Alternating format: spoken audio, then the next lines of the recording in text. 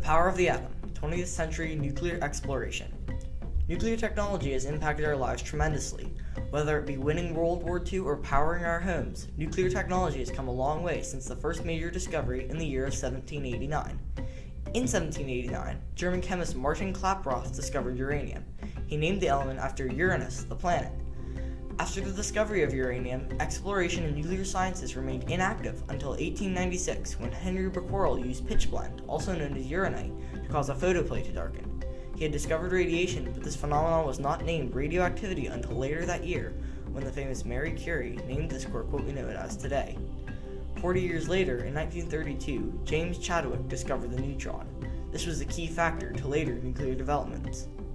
Then, in 1937, two men named Otto Hahn and Fritz Strassmann demonstrated through complex experiments that nuclear fission releases neutrons, meaning that nuclear fission would cause a chain reaction and could sustain said chain reaction. This discovery is the basis for most nuclear technologies used today. In 1939, Francis Perrin and a small group of people in Paris demonstrated a material that absorbs neutrons, providing the basic concept for a nuclear power plant, and served as the gateway to the concept of the atomic bomb being used in war.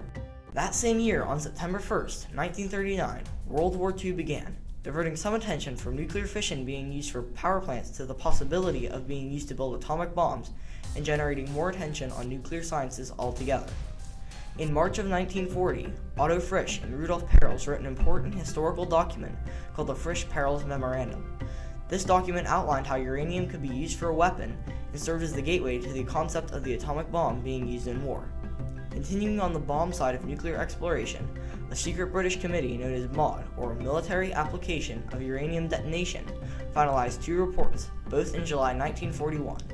One report was titled, Use of Uranium for a Source of Power, and the other was titled, Use of Uranium for a Bomb. In Use of Uranium for a Bomb, MAUD calculated that 12 kilograms of active uranium in such a bomb would have the explosive equivalent of 1,800 tons of TNT and only about 4,000 kilograms of mass. To put this in perspective, the Grand Slam, a British bomb, was the largest bomb before the nuclear bomb was developed. This bomb was only the equivalent of only 6.5 tons of TNT and weighed close to 10,000 kilograms. The United States at this time had remained somewhat inactive in terms of World War II and nuclear innovation. However, that all changed on December 7, 1941, when Japan bombed a fleet of ships at Pearl Harbor, Hawaii. The United States now entered the war on the Ally side, which consisted, at the time, of mainly China, Britain, France, the Netherlands, and some others. The Allied powers had created a secret project known as the Manhattan Project. The goal of this project was to build an atomic bomb before the Axis powers. The ultimate results of this $2.2 billion project were two atomic bombs and the idea for a nuclear power plant. One of those atomic bombs was released from the Enola Gay, a modified B-29, on August 6, 1945. At approximately 8:15 a.m., pilot Paul Tibbets released the most powerful weapon known to man. Its name was Little Boy, an atomic bomb with an explosive equivalent of 15,000 tons of TNT. The city being leveled, Hiroshima, Japan. The damage was immense. Just about everything except for the heaviest concrete buildings were totally destroyed for an entire mile from ground zero. 70,000 people died from the fireball, heat, and radiation over the next day or so.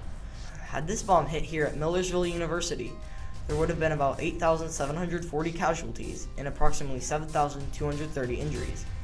However, even after a key military city had been leveled, Japan would not surrender. It was decided that the second atomic bomb, named Fat Man, would have to be used. Charles W. Sweeney, flying a specially modified B-29 named Boxcar, took off from Tinian Island at 3:47 a.m. USA time. After arriving at the target, Kokura, an industrial city in Japan, clouds covered the area, making visual confirmation impossible. Charles then flew away to the secondary target, Nagasaki. At 11:02 a.m., Japan suffered its second atomic bomb. Fat Man was a 10,800-pound plutonium core atomic bomb with an explosive equivalent of 21,000 tons of TNT. Had this bomb been detonated here at Millersville University, there would have been about 9,080 casualties and about 7,280 injuries. While this bomb was slightly more powerful than Little Boy, less damage was done because Nagasaki was in a valley, shielding residential areas from damage. The Manhattan Project had succeeded. The Japanese Empire surrendered on September 2, 1945, ending World War II.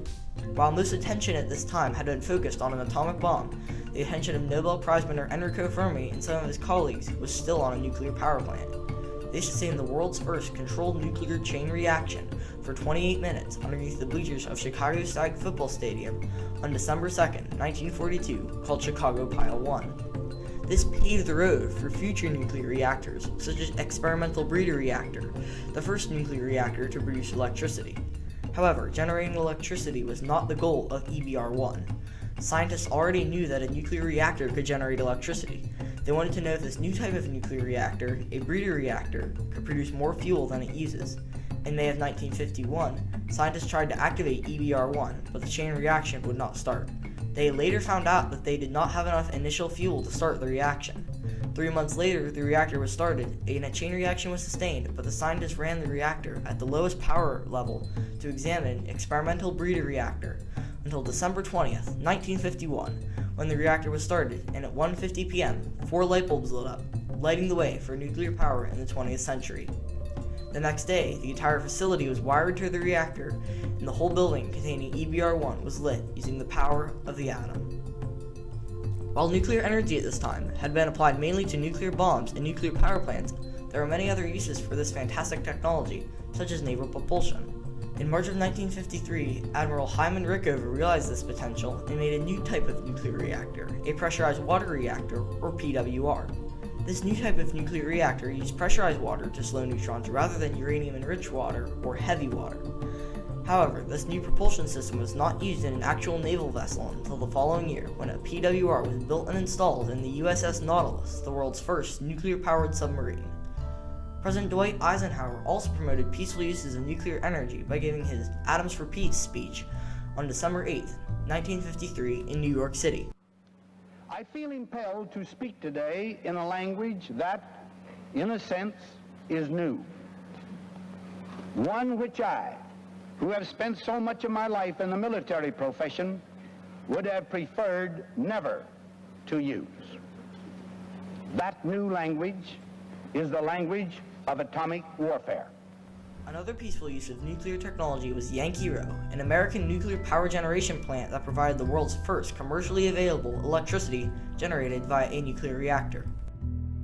While nuclear energy is a fantastic source of power, we have had to learn through nuclear accidents that we need to continue making nuclear reactors safer than before.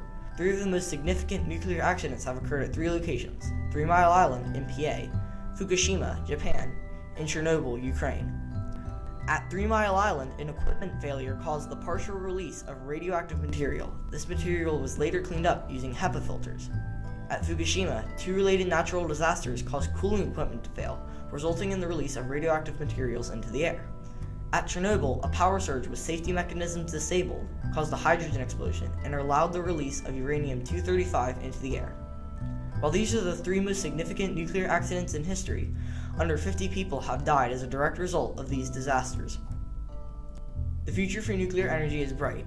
With new nuclear fusion reactors, such as the 7X in Germany, we can prevent an energy crisis. With new nuclear space engines, we can travel to space using less fuel than before. However, if this technology is abused and not taken care of, our world could be severely endangered. If our future generations continue to develop this technology, even bigger scientific feats will be accomplished using the power of the atom.